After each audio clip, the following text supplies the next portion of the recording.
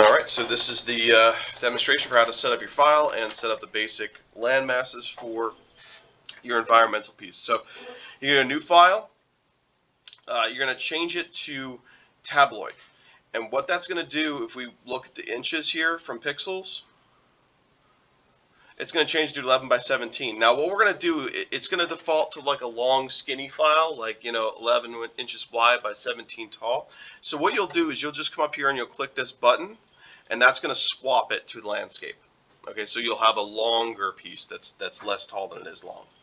And you hit create, and now we've got a nice wide piece here. I'm just going to start out with this rough bristle brush.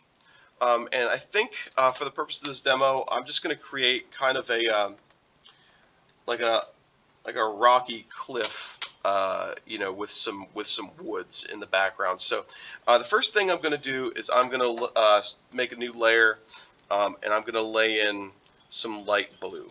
And for this first bit, you're just going to start out by laying in some base tones to kind of get the idea of foreground, background, and middle ground. So I'm just going to fill this in.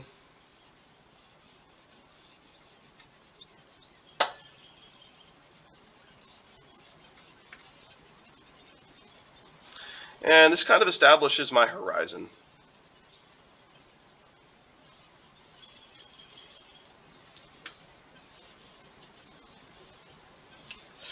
Alright, so now once you have that kind of laid in, what I want is, I think for this, I want to do like a cliff jutting out kind of through here. I'd like to do some kind of grass down here, and I'm going to do some trees in the foreground to kind of draw the viewer in. First thing I'm going to do is I'm going to find kind of a light green, kind of a pale green to start with the grass with. Now you guys can also pull in references to kind of work from. I would highly suggest doing that, just because after you start, once you start laying in detail and stuff, just like you did with your some of you guys pulled in reference for your tree and stuff like that. So you can pull in reference to kind of make stuff look real nice.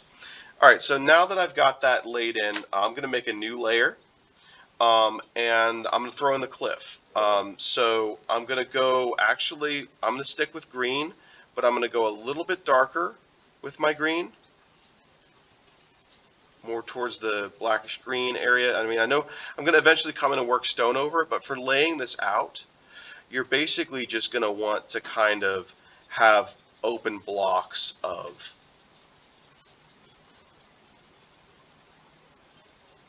color, essentially, to just kind of lay it in and figure out your sense of foreground, middle ground, and background.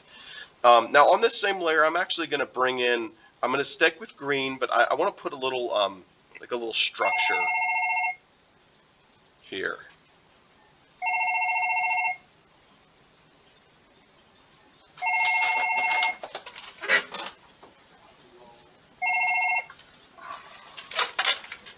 So I would obviously come back and make this a different color than the cliff, but for right now I just kind of want to have the idea of a little structure on this cliff kind of sitting here.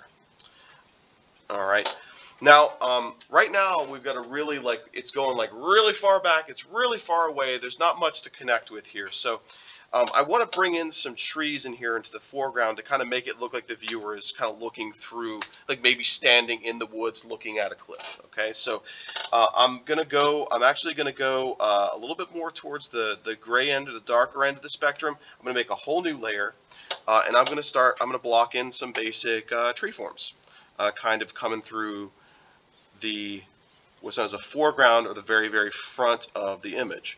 So I'm going to pull in some trees here.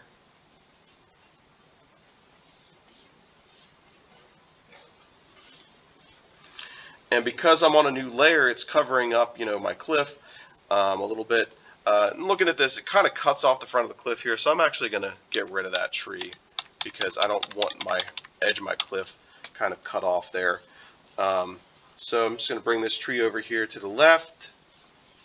Go overboard with it.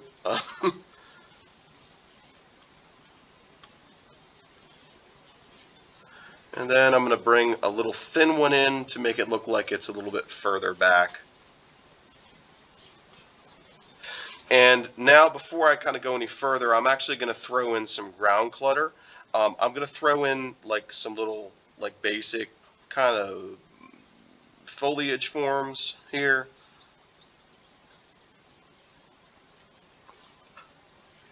to kind of establish a ground plane. It's in front, just like this. And then I'm going to actually come in with one more layer and go a little bit darker.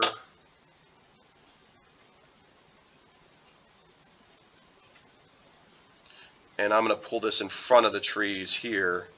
And I'm actually going to darken this tree a little bit to put it on a different plane.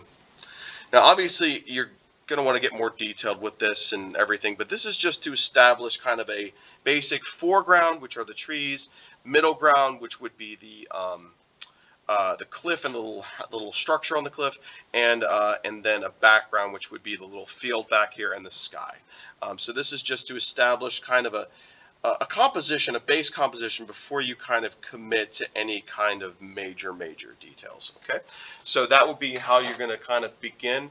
I know this is really open, so what you may want to do is look at some examples of some different landscapes, and you can look at digital art landscapes, you can look at traditional art landscapes, and it doesn't have to be a landscape. The important thing to denote here is that it's an environment, okay? So it can be an interior space if that's what you're wanting, okay? Now, if you're creating an interior space, it makes your life a little bit more complicated because you're having to kind of mess with the rules of, you know, like 1 or 2 point perspective. But that's easy enough, especially if you've done it in Art 1. You know, you basically would put in a vanishing point just like you would any other drawing.